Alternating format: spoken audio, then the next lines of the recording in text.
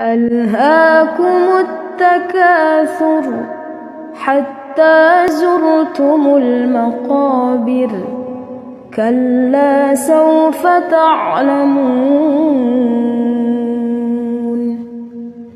ثم كلا سوف تعلمون كلا لو تعلمون علم اليقين لترون الجحيم ثم لترونها عين اليقين ثم لتسألن يومئذ